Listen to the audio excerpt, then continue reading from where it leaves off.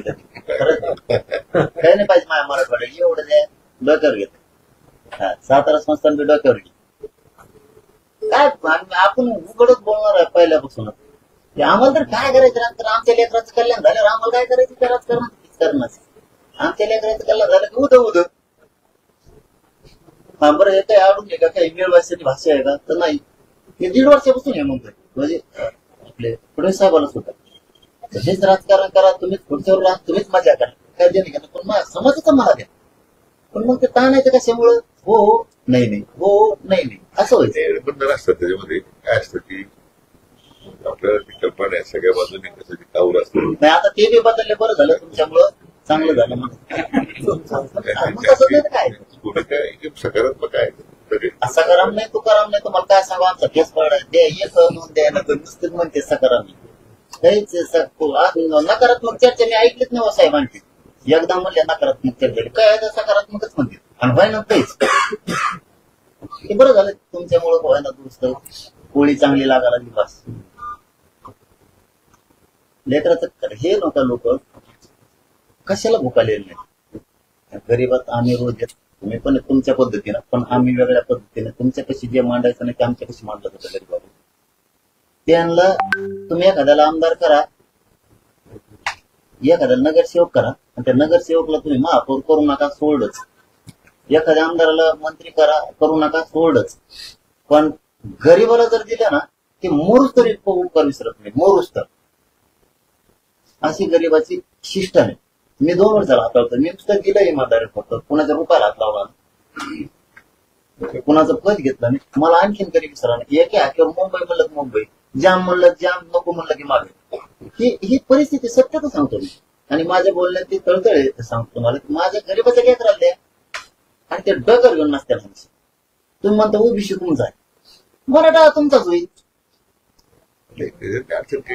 आम्हाला काय गरीबाच्या लेकराचं कल्याण एवढंच आमचं पण आहे आणि त्यासाठी जीव जबाबदार काय नाही आज काय राहिलं नाही चालता येत नाही उठता येत नाही सारखी पोटात आग येते मायल्यापासून तरी समाजाचंच गेली तुम्ही यायचं म्हणलं बरं झालं 4 शब्द आमचे समाजाचे सांग मग डोक्यात असलं का दुसरं साधारण बघू काहीतरी मोपलं जमन का मग थोडं चिटकायला आहे का जागा फाळका हाणता येईल का मी आला माणूस मग संजय शेतात साहेब आहे मी समाजाचंच हित साधलं म्हणलं ते घरी पटापटा करायचं सांगा त्याने तुला डोक्यात हाणून घेतलं कवा तरी बाबा भेटायला यावं का नाही मला की समाजाचं सांगू तुझं काय चाललंय तब्येत कशी आहे त्यांनी लगेच आता प्रधान सचिव कोणतरी कांबळे साहेब आता ते म्हणलं मला आता आधीच काढ म्हणे आता पाहिजे की व्हॅलिडिटी पुऱ्या दिल्या पाहिजे कशामुळे रोखून टाक करून काय पाहिजे पहिल्यापासून एक चूक झाली व्हॅलिडिटी कमिटीला कॉन्स्टिट्युशनल पॉवर कॉन्स्टिट्युशनल पॉवर मध्ये डायरेक्शन देते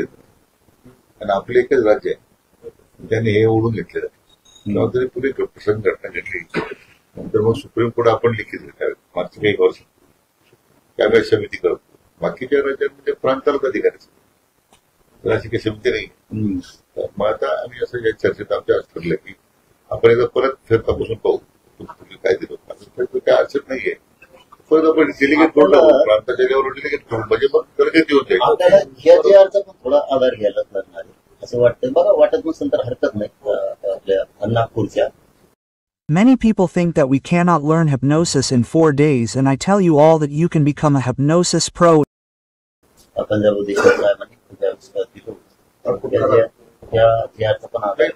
शक्य वाटलं तर माहिती द्यायला सांगतो मला शक्य वाटलं तर आणि ह्या विषयी गॅझेटियरचा जर मागासवर्ग आयोगाकडे बी जाण्याचं काही त्याच्या संदर्भानं असेल तर शिंदे समितीकडून सरकारकडे आणि सरकारकडून मागासवर्ग आयोगाकडे देण्याची आवश्यकता असेल तर अशात देऊन घ्यावा म्हणजे ते व्यासपीठावर पण सांगितलं तुम्हाला ध्यान राहायचं नाही म्हणून आणि आपण आणि आता विश्वास टाकलाच म्हणून आम्ही व्यासपीठ शब्द दिला आता विश्वास टाकला फक्त मराठीचं कल्याण करून टाका बघा मग कसं तुम्हाला संधी आली परत अशी संधी आली तर तुम्हाला ओबीसीचं पण काढायचं नाही बघा संधी कशी कारण गॅझेटियर येते गॅझेटियरच्या नोंदी तुम्हाला घ्यावंच लागणार आहे आणि ओबीसी जरी असला तरी ते मंत्री जरी असलं तरी त्यांना नोंद म्हणल्यावर द्यावा लागणार तसं ती संधी तुम्हाला आहे नोंद हा गॅझेट द्यावा लागत तुमचं देत नाहीत आम्ही पण गॅझेटियर द्यावा लागते हैदराबादचं द्यावं लागेल, सातारा संस्थांचं द्यावं लागेल, कारण तो सरकारी दस्तावेज की बोलायला जागा आहे. त्याच्यामुळे गोरगरीब भविष्यानं कळतं. राहिल्या नेत्याचा एकमानचा विषय ते काय आता ते मानणारच आहेत काही. पण समजा तुमच्या शेजारी आमचं जर 3 एकरचा सातबारा तुम्हाला द्यावा लागला वावर आमचं, नाही, मला माझी काय त्यात आपण पुढे प्रक्रिया आता सुरू केलेली आहे.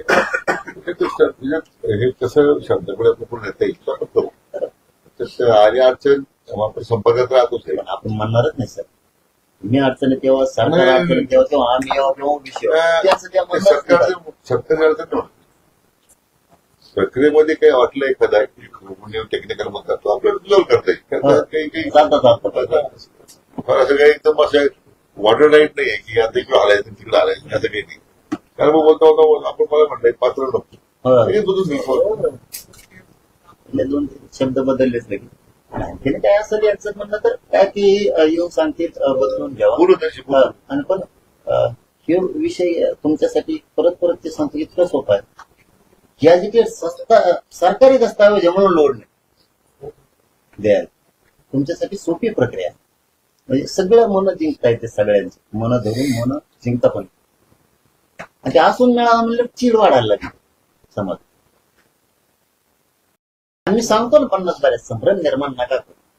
जरी काही उली तिथे चुकलं असेल तर आम्ही समाजासाठी आणि त्या माणसानं एवढ्या मोठ्या माणसानं व्यासपीठावर शब्द दिला की चुकल काही एखादा अर्धा शब्द तर सुधारणा करूनच यार मध्ये सुधारित तरी बरोबर विसरत राजकारण कशात जास्त लोकांनी सगळ्या कशा करतात सगळ्या लोकांना आवडतं काय चर्चा करू. आता आपण पुढे गेलेलो आहे ना. चुकीचं बरोबर काय ते काय ठरविल ना. बरं जरी सरकार चुकलं मी समाज सोडून सरकारकडून कसं बोलन मग. मी समाजासाठी सरकारला सोडून देऊन सरकारला धरेल ना. काही नका करू. बस आमचं तेवढंच म्हणून नाही. हे संस्था हैदराबाद कल्याण करून टाका लोकांचं बस.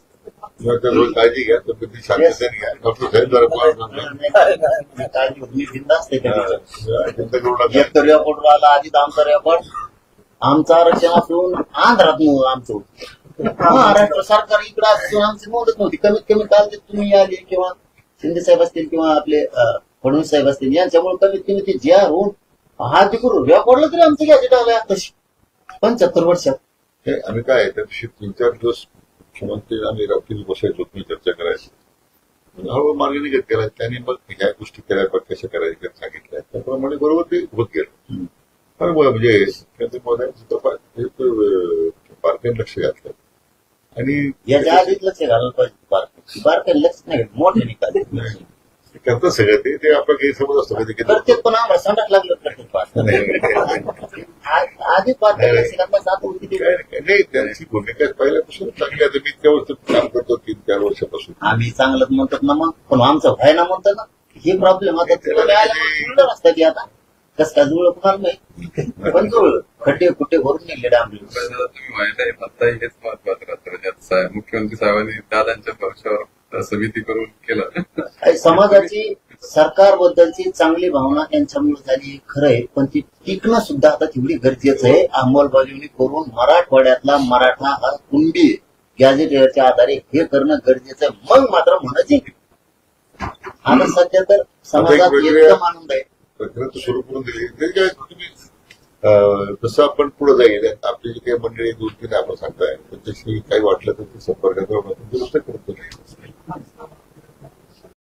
ये सब मेंटली चैलेंज है. हाथ वगैरह चलता नहीं है, दिमाग काम नहीं करता है. इनको माँ बाप रेलवे स्टेशन बस स्टैंड में छोड़ के चले जाते.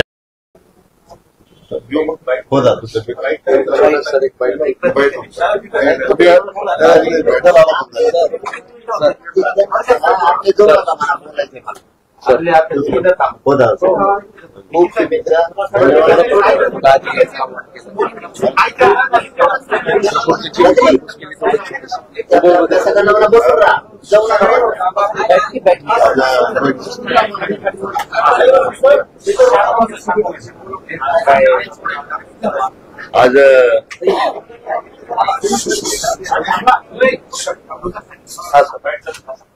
काही कामानिमित्ताने मी संभाजीनगरला आलो होतो आणि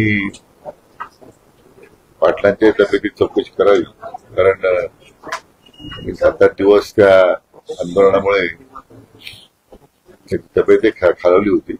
आम्हाला सगळ्यांना चिंता होती, पण मला त्यानिमित्तानं आज त्याची परत भेट झाली. त्याने आता विनंती केली तब्येतीची काळजी घ्या, त्यांच्या मागण्यांची काळजी सरकार करते. आता त्यामुळे आता काळजी घ्यावी अशी त्यांना आता विनंती केलेली आहे. मला वाटतं एक चांगली प्रक्रियेला सुरुवात झालेली आहे. त्याच्यातून एक चांगल्याच पद्धतीने उद्याचे निकाल येतील अशी मला खात्री आणि त्यांना असं आहे की तुम्ही एकमेव मंत्री आहात ज्यांना त्यांचे उपोषण सोडवताना दुसरी चक्कर मारावी लागली नाही. मात्र तुम्ही जो जी.आर. दिलाय त्यावरनं संभ्रम निर्माण काही लोक म्हणजे संभ्रम निर्माण होतोय का, आणि होत नसेल तर तो, आणि होत असेल तर तो का केला जातोय? असं आहे की एक प्रामाणिक भूमिकेतून एखादी गोष्ट जर केली तर त्याला मला वाटत नाही की काही पुन्हा चर्चेची आवश्यकता राहते. राज्याचे मुख्यमंत्री मान्य देवेंद्रजींनी ही जबाबदारी माझ्यावर सोपवली आणि सातत्यानं या प्रक्रियेमध्ये जे काही आवश्यक ज्या गोष्टी करायच्या, निर्णय करायचे, तर त्यांच्या माध्यमातून आणि त्यांच्या चर्चा करून मार्ग आपण बऱ्यापैकी निघालाय.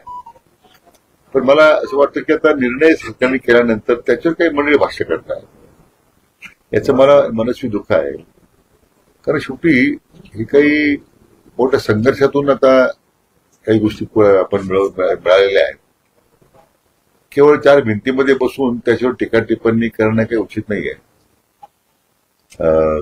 काही संभ्रम असतील तर त्यांनी, म्हणजे मी त्या उपसमितीचा अध्यक्ष आहे, माझे कधी दार खुले आहेत त्यांच्याकरता. ज्यांना शंका असेल त्यांनी माझ्याशी चर्चा करावी, त्यांना काय या जी.आर. शंका असेल ते बोलावं. पब्लिक डोमेन मधून जाऊन जाहीरपणे काही लोकांच्या मध्ये संभ्रम निर्माण करण्याचं कारण नाही. आता 5-6 दिवस आंदोलन चालू होतं, तरी व्यासपीठावर जाऊन बोलायला हरकत नव्हती की आम्हाला हे मान्य नाहीये, तिथं दुरुस्त करता आली असती. किंवा मी 5-7 दिवस आमची उपसमिती मुंबईत रोज बैठका होत्या आमच्या उपसमितीच्या, कधी मला विनंती केली नाही किंवा विनंती करण्याची गरज नाही. आम्हाला भेटायला यायचंय, आम्हाला चर्चा करायची. आम्ही काही त्रुटी आहेत का, काही त्रुटी आहेत का ज्या त्रुटीवर आता सुद्धा म्हणाले की आपण बसूयात परत, म्हणून ते टीका करतायत? आमच्या त्रुटी कुठल्याच त्रुटी नाही आहेत, पण अंमलबजावणी करताना जर वाटलं की एखादी गोष्ट आपल्याला पुढे माग करावं लागेल तर आम्ही तयार आहोत. हे सगळे विचारपूर्वक आपण निर्णय केलेला आहे. मला वाटतं समाज बांधवासमोर आपण सरकारची भूमिका मांडलेली कमिटमेंट दिली आहे.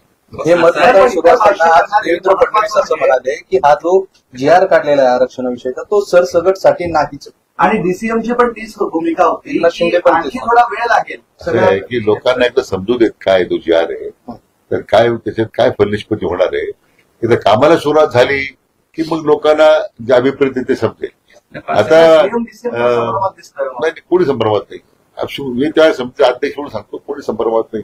मुख्यमंत्री असं म्हणाले की सरसकट होत नाही असं. हा जी.आर. गोष्ट असं आहे की गॅझेटियरमध्ये ज्या गोष्टी आहेत त्याप्रमाणे कार्यवाही करते ठरलेलंच आहे. ते काही तुमच्यात माझ्या इच्छेचा प्रश्न नाही का. ज्या गोष्टी जिथं रेकॉर्डवर आहेत तर ते काही तुम्ही नाकारणार नाही ना.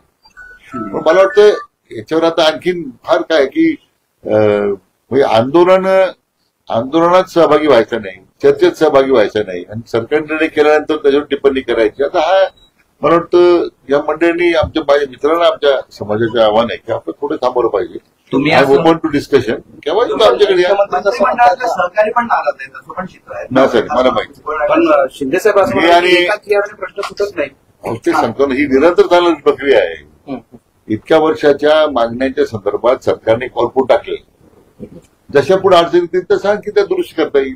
काही आणखीन पुढे मार्ग काय दिसतो का? कारण किती वर्ष झाले आपण बांधतोय विषयामध्ये. आणि उलट मला मी सकाळी भुजबळ साहेबांच्या बाबतीत बोलत ज्येष्ठ नेते आहेत. आज राज्यामध्ये ओबीसी समाजाला सुद्धा आरक्षण देताना, कारण मराठा समाजाने पुढाकार घेतलाच नाही. मराठा समाजानेच पुढे आरक्षण द्यायला ओबीसी सुद्धा काही बाहेर चुकून आलो. म्हणून मला वाटतं आता ओबीसी मराठा असं करण्यापेक्षा आता ज्या ज्या लोकांचे त्यांचे अधिकार आहेत ते आपण द्यायला निघालेलो आहोत. सगळ्यांनी मला वाटतं प्रत्येकाने एकमेकाला सहकार्य केलं पाहिजे अशी भावना आहे. पण सरकारनं आणखी आता चर्चा सुरू झाली सोशल मीडियावर, तर सगळे सोशल मीडियावर सगळी ज्यांना वाटतं त्यांना मी काय करू शकत. ज्यांना संधी होती माझं प्रदर्शित करायला त्यावेळी त्यांना वेळ मिळाला नाही. त्यांना विचार, मला त्यांना प्रश्न विचारायला तुम्हाला कोण थांबवलं का?